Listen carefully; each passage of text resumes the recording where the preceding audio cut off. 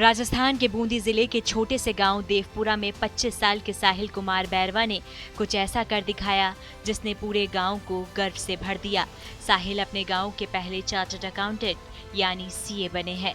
दूसरी कोशिश में 324 अंक हासिल कर उन्होंने ये मुकाम हासिल किया। उनकी इस उपलब्धि ने न केवल उनके परिवार बल्कि पूरे गांव का सिर ऊंचा कर दिया।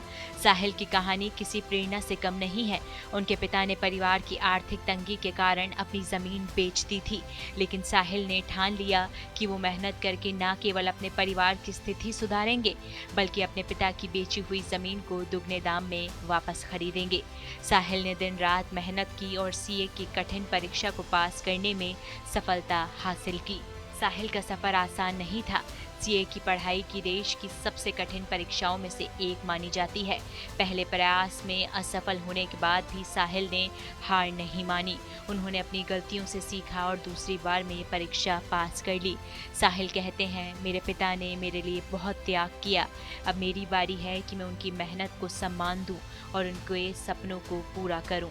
गांव में खुशी की लहर है। गांव वाले उन्हें एक मिसाल के रूप में देख रहे हैं। साहिल अब गांव के युवाओं के लिए प्रेरणा बन गए हैं। उनका कहना है कि मेहनत और लगन से कोई भी सपना पूरा किया जा सकता है। साहिल का लक्ष्य अब एक अच्छी नौकरी या बिजनेस शुरू करके अपने परिवार को आर्थिक रूप से मजबूत करना है।